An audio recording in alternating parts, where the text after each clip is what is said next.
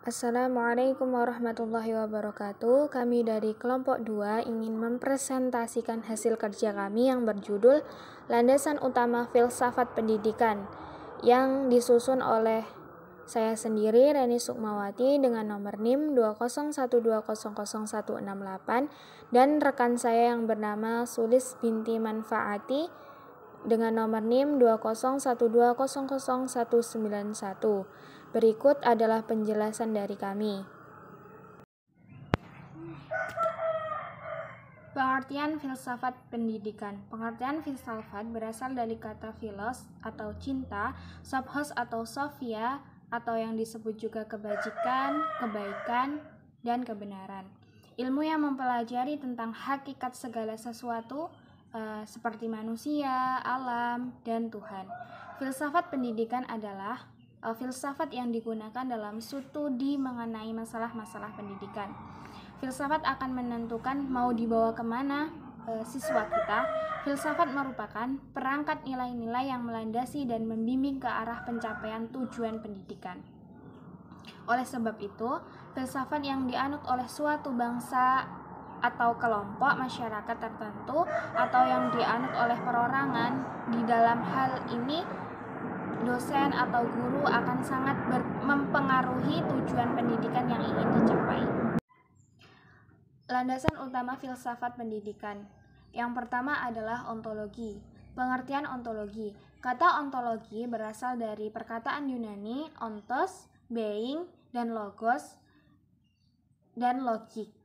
Jadi, ontologi adalah teori tentang keberadaan sebagai keberadaan atau ilmu tentang yang ada. Ontologi dapat diartikan sebagai suatu cabang metafisika yang berhubungan dengan kajian mengenai eksistensi itu. Ontologi mengkaji sesuai yang ada sepanjang sesuai itu ada. Ontologi merupakan ilmu pengetahuan yang paling universal dan paling menyeluruh. Penyelidikan meliputi segala pertanyaan dan penelitian yang lebih bersifat bagian.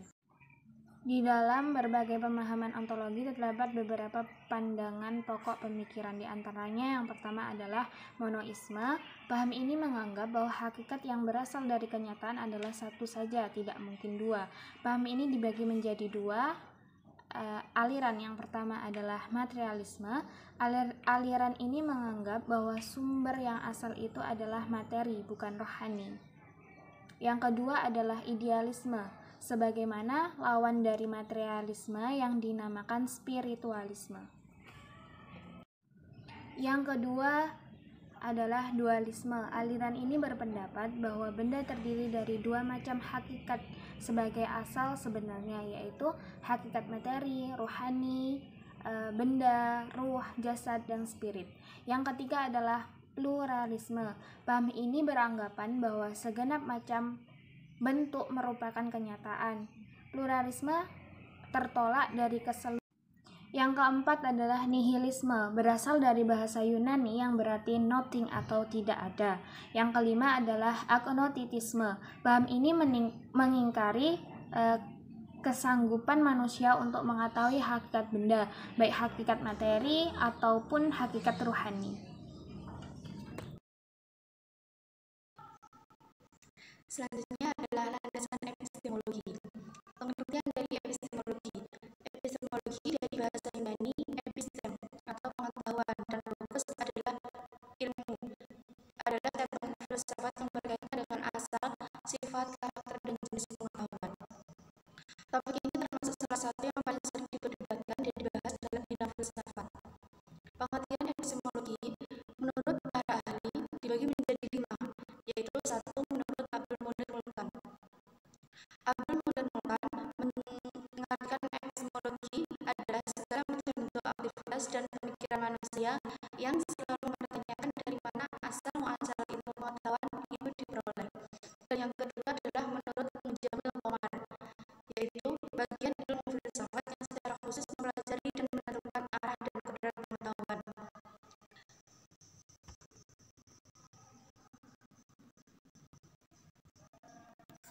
Dan yang ketiga, menurut Anton Becker, epistemologi adalah cabang filsafat yang berurusan mengenai ruang lingkup secara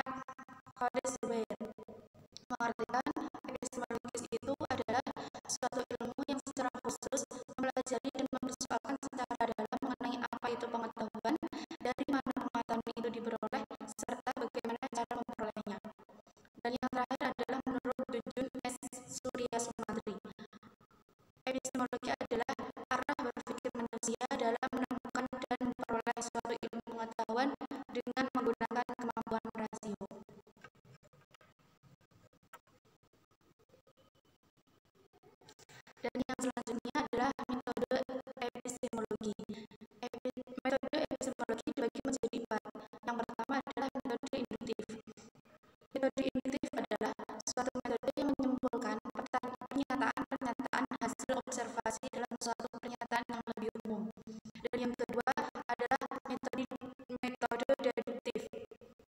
Adalah metode yang menyimpulkan bahwa data empiris diolah lebih lanjut dalam suatu sistem pernyataan yang beruntun. Dan yang ketiga adalah metode motivisme. Metode motivisme adalah metode ini bermangkat dari apa yang diketahui, faktual dan positif.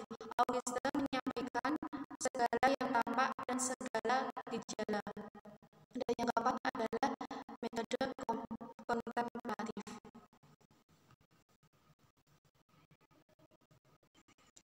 Dan yang selanjutnya adalah landasan aksiologi. Pengertian aksiologi.